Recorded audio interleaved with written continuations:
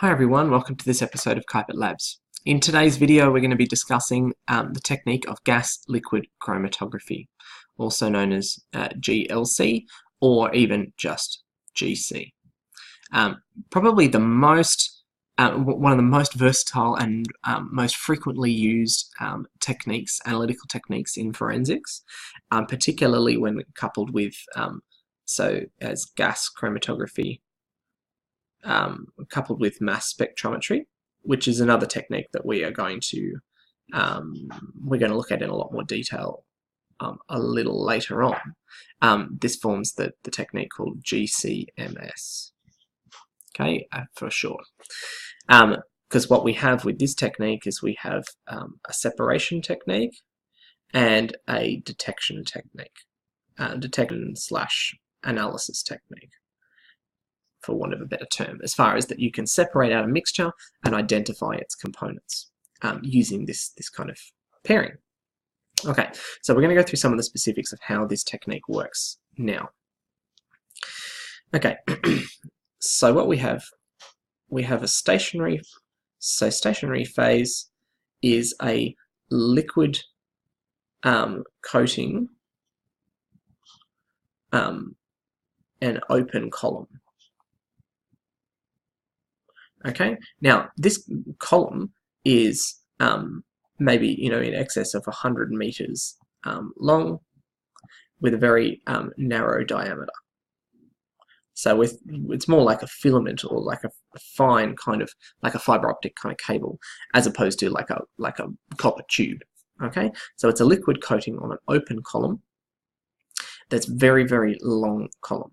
Okay, and tends to get wound around like a coil.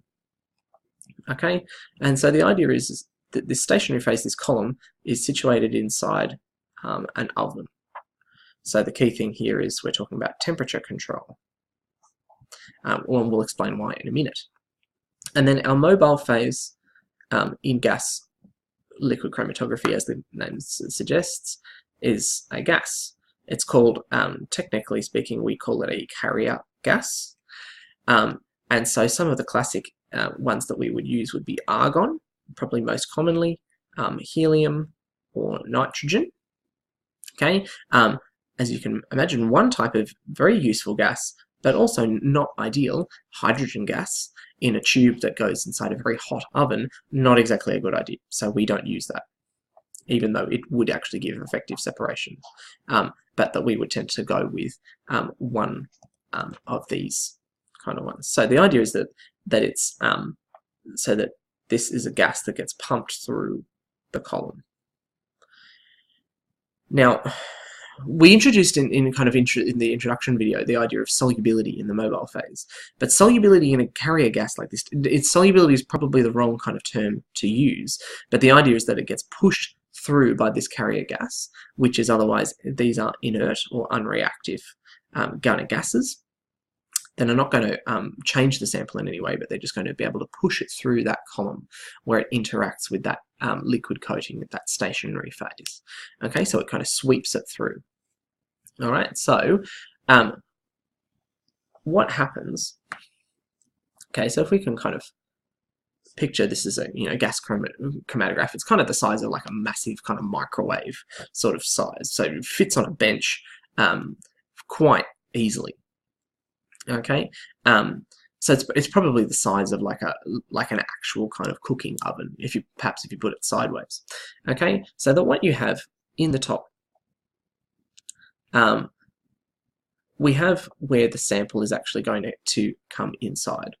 Okay, so what it does, so we inject the sample typically with a syringe.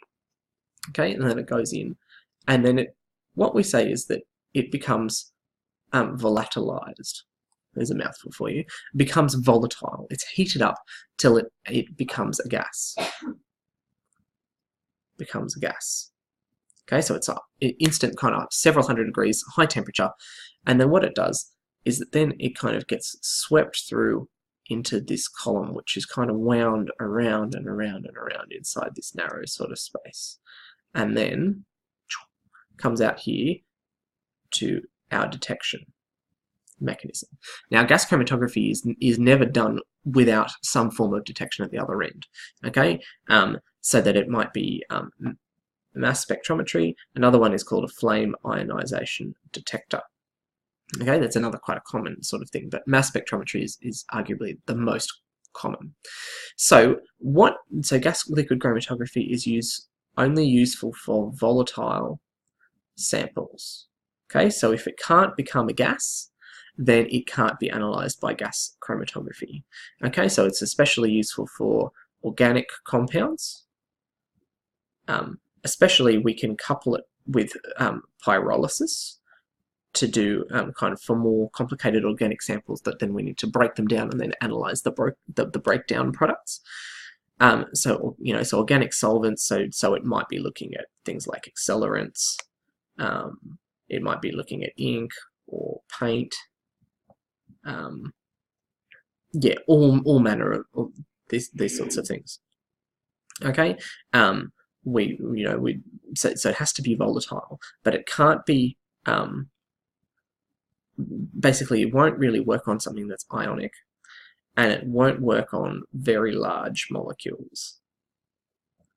Okay, because very large molecules just aren't volatile enough. They can't evaporate easily enough to be of any use with this kind of technique. Okay, because if it can't be turned into a gas, then it can't be swept into the column and it can't be separated by its interaction with that the liquid in the stationary phase. Okay, it just kind of stays there in a liquid form or a solid form.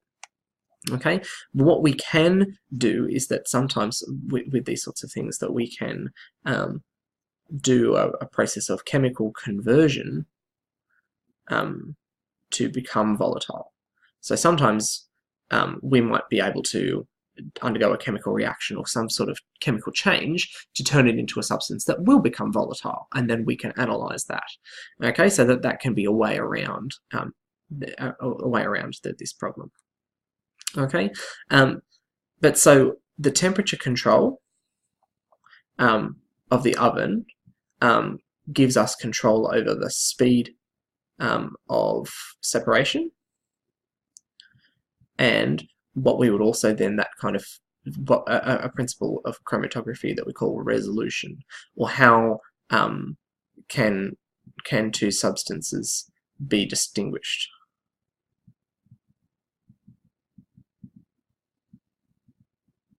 Okay, so as far as once you it's got off the screen, sorry. So can two substances be distinguished or discriminated from each other? Okay, so that what we end up getting, if I kind of clear this bottom section away, in terms of the actual final kind of results, then we kind of get time, and we get a value in amount. There would be a more specific measure over here, but the idea being that, okay, so that over time, and then as the substance kind of passes through, that we get a peak, and then the next substance we get a peak, and then maybe this one's a little less common, and so we get another peak, and then this one's super common, so we get a big peak, and so on. Okay, so that as time goes on, that then we get peaks that correspond to each of the separated components. So what we tend to get is bigger molecular weight / less volatile equals longer time, and that we actually use the term retention time. That is, it's retained in the column longer because of its bigger molecular weight, or that it's less volatile. But this also might be to do with greater interaction with the stationary phase. Okay, so even if it's relatively volatile, but it really sticks strongly to that coating, then it passes through very slowly. Okay, as opposed to just kind of shooting through, with nothing at all. Now, what we tend to get is that this very first peak is actually tends to be, and it would be much bigger than this. It actually corresponds to the carrier gas. so that because you're getting mostly kind of gas, and the gas has nothing to do with the column, so it passes out through first, and then the rest kind of starts to kind of work its way through. So what we tend to do is we actually we measure, we know how long that's going to take because we know how hard we're pushing it through, and we only start detecting after that point so that we don't get swamped by all of this gas that's not actually the sample we're looking for. We're just kind of saying, all right, well, this will be slower than that, so let's just start looking then. Okay. All right, so we can see that in gas liquid chromatography, we're using a solid, a liquid stationary phase coating a long column, which is kept inside an oven, which for temperature control. We have a carrier gas as our mobile phase, which pushes volatile samples through. We make the sample volatile first, it goes into the column, the gas pushes it through, and then it comes out the other end where it's detected by some sort of detection technique. That the bigger molecular weight, or the greater the interaction with the stationary phase, the longer the retention time, the longer that it takes to pass its way through the column before then detection. And that by controlling the temperature, we can also control the speed and the degree of separation. That if we want it to be slower, it will separate better, but it takes longer. Okay, if we make it faster, we will get less separation, but it will be a shorter run time. So if you have to do lots of runs, then there's kind of a benefit to that. All right, thanks very much for watching. Bye for now.